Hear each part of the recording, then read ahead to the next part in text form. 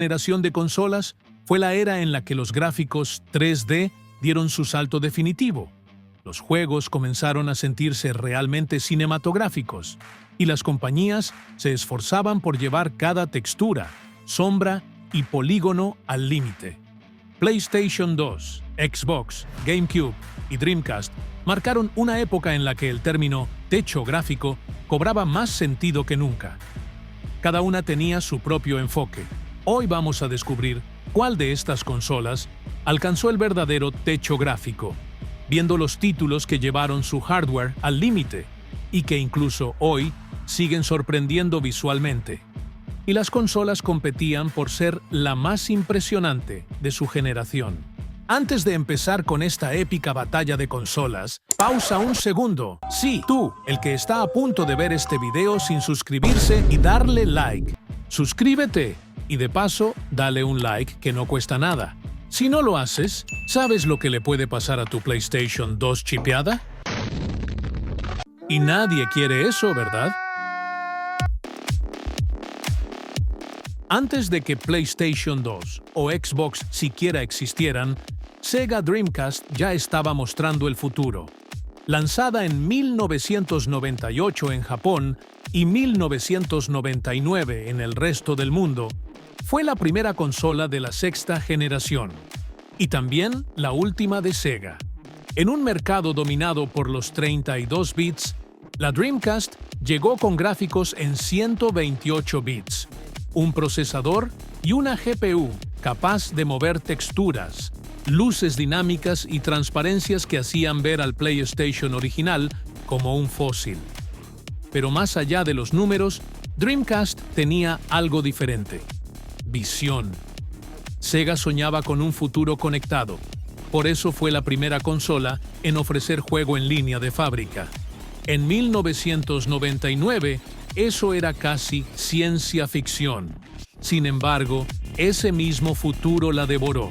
El lanzamiento de la PlayStation 2, su lector de DVD y el hype del Emotion Engine opacaron a la Dreamcast, que terminaría siendo descontinuada en 2001. Aún así, lo que dejó fue inolvidable. Una biblioteca de títulos que exprimieron cada gota de su poder. Cuando la mayoría de juegos intentaban parecer realistas, Jet Set Radio decidió parecer arte. Sega usó una técnica que el mundo apenas conocía: cel shading, un estilo que imitaba el trazo del dibujo animado. Cada muro, cada personaje, cada graffiti parecía moverse dentro de un cómic vivo.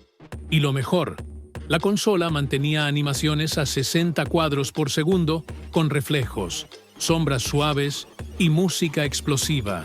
Capcom sabía que tenía entre manos algo grande. Por primera vez, un Resident Evil no usaba fondos pre-renderizados, sino entornos completamente modelados en 3 dimensiones.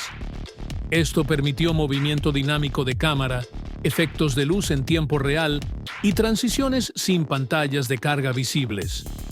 Las texturas eran tan nítidas y los modelos tan detallados que muchos creyeron que estaban viendo la versión de nueva generación del survival horror. Dreamcast no solo podía con ello, sino que lo hacía más fluido que cualquier PlayStation. Si existe una palabra para describir a Shenmue 2, es ambición. Más de 300 NPCs con rutinas diarias y una ciudad viva, donde cada tienda tenía interiores visitables. Todo en una consola que ni siquiera tenía disco duro. Sega creó uno de los mundos más detallados jamás vistos en una consola de 128 bits, y aunque el proyecto casi la llevó a la ruina, Shenmue se convirtió en sinónimo de inmersión. La PlayStation 2, lanzada en el año 2000, llegó para aplastar a la competencia. Con más de 155 millones de unidades vendidas, es la consola más exitosa de todos los tiempos. Su arma secreta, un catálogo de juegos tan masivo, desde Final Fantasy X hasta Metal Gear Solid 3. Esta consola tenía algo para todos.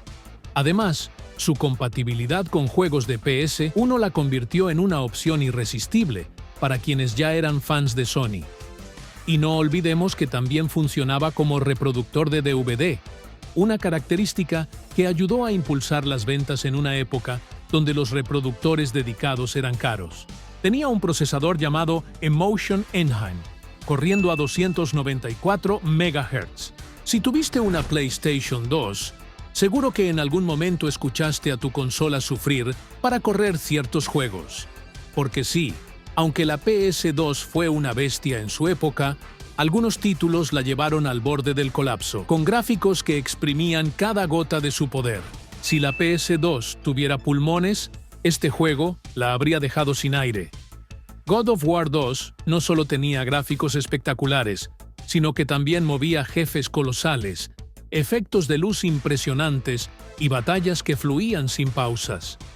La calidad de las texturas, la iluminación dinámica y los entornos gigantes hacían que se sintiera como un juego de la siguiente generación.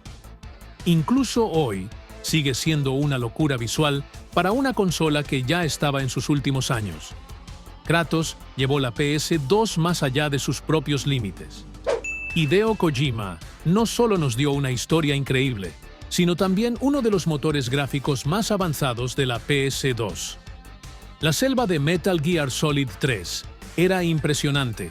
Un ecosistema vivo, con animales en tiempo real, follaje dinámico y efectos de luz que cambiaban según la hora del día. La hierba se movía cuando Snake pasaba. Los enemigos reaccionaban de forma realista y la supervivencia era clave.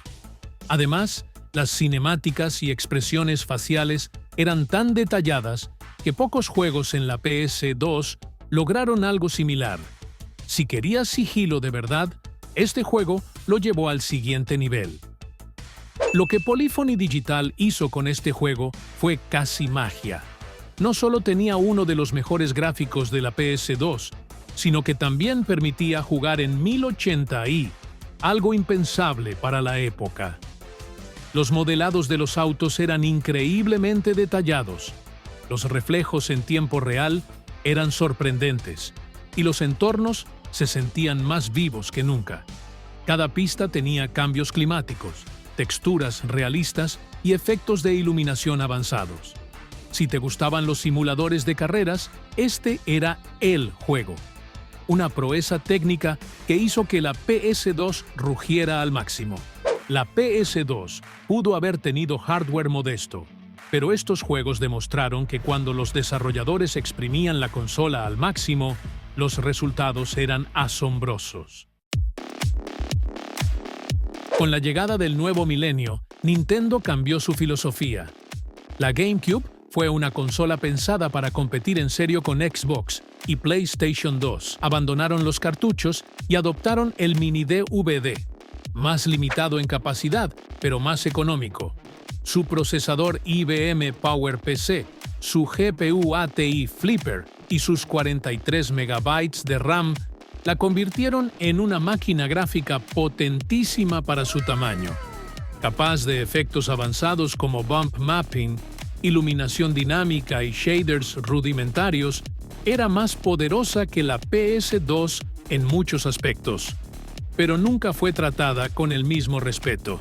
Gráficamente, Resident Evil 4, Metroid Prime son claros ejemplos de lo que la consola podía lograr, pero el marketing, el diseño infantil y la falta de soporte third party la dejaron en segundo plano. Un shooter en primera persona que no solo respetó las raíces de la saga, sino que reinventó el género con un diseño de niveles espectacular y una ambientación inmersiva. Gráficamente, fue una obra maestra, todo esto corriendo fluido, sin comprometer la jugabilidad. Aunque también fue lanzado en Wii, su desarrollo original fue para GameCube. Este Zelda fue el intento más ambicioso de la franquicia hasta ese momento. Enormes escenarios, modelados complejos, efectos climatológicos y una estética más madura. La consola aguantó todo esto con una estabilidad sorprendente, un juego que redefinió el survival horror y que visualmente parecía de otra generación. El modelado de personajes, los efectos de fuego, el sistema de iluminación, Las físicas y los escenarios detallados eran simplemente espectaculares. Todo esto corriendo en una consola tan pequeña como una lonchera. Demostró de lo que realmente era capaz la GameCube. Aunque la GameCube fue la consola menos vendida de su generación, en lo técnico fue una bestia silenciosa. Cada uno de estos juegos empujó sus límites con ambición, creatividad y detalle. En 2001, este gigante tecnológico se lanzó al mercado con una consola que combinaba potencia, conectividad en línea con Xbox Live y, por supuesto, la leyenda que es Halo. ¿Un debut perfecto? Tal vez. Pero lo que no hay duda es que Xbox marcó el inicio de una nueva era en los videojuegos. Con la posibilidad de rapear música directamente a su disco duro, Xbox nos permitió jugar nuestras canciones favoritas mientras pasábamos horas en Need for Speed o Project Gotham Racing. Fue también una consola que mostró que Microsoft no solo venía a competir, sino a cambiar las reglas del juego con servicios como Xbox Live, que sentaron las bases de las experiencias en línea modernas. La Xbox fue un monstruo, enorme, pesada, pero un tanque de potencia que adelantaba a su tiempo, con gráficos superiores y un disco duro integrado que eliminaba la necesidad de comprar costosas tarjetas de memoria. La Xbox original, conocida como la PC camuflada de consola, fue una revolución en su época y permitió a los desarrolladores llevar los gráficos a un nivel nunca antes visto en consolas. Tenemos Splinter Cell Chaos Theory, un juego que llevó la Xbox a su máxima capacidad técnica. Ubisoft utilizó técnicas avanzadas como iluminación volumétrica, sombras dinámicas y físicas realistas para hacer que el sigilo se sintiera más inmersivo que nunca. Cada luz podía ser apagada o destruida, afectando la jugabilidad en tiempo real. Además, los modelos de los personajes tenían texturas en alta resolución y animaciones faciales detalladas. Corría a 480p con soporte para 720p en algunos modos y a 30 FPS estables, logrando una experiencia visual impresionante para la época. Este título, basado en la saga de Vin Diesel, sorprendió a todos con su realismo gráfico. Los modelos de los personajes tenían un nivel de detalle altísimo para la época, con expresiones faciales bien logradas y sombras en tiempo real. El motor gráfico Starbreeze permitió texturas en alta resolución y efectos de iluminación avanzados, logrando que la prisión de Butcher Bay se sintiera opresiva y realista. Además, el juego usaba bump mapping para darle profundidad a las superficies, algo que en 2004 era increíble en una consola. Si hablamos de juegos que llevaron la Xbox al límite, Doom es uno de los primeros que vienen a la mente. Este título de id Software redefinió el terror en primera persona con su iluminación dinámica y sombras en tiempo real. El juego corría a 480p y 30 FPS, pero con sacrificios. Tuvo que recortar la calidad de las texturas en comparación con la versión de PC. Aún así, la atmósfera oscura y opresiva, sumada a los efectos de partículas y la física avanzada, hicieron que Doom 3 fuera un espectáculo visual en la Xbox original. Si hay un juego que representó la Xbox original en todo su esplendor, fue Halo 2. Bungie llevó los gráficos al siguiente nivel con modelos de personajes detallados, efectos de iluminación en tiempo real y una banda sonora épica que sacaba provecho del hardware de la consola. El juego corría a 480p con resolución mejorada en Xbox 360, y aunque se mantenía en 30 FPS, la escala de sus escenarios, la cantidad de enemigos en pantalla y el modo multijugador online lo convirtieron en una obra maestra técnica. La sexta generación fue una batalla por el poder, pero también por la imaginación. Cada consola dejó su marca. Dreamcast con su innovación, PS2 con su legado, GameCube con su técnica y Xbox con su músculo gráfico. No se trataba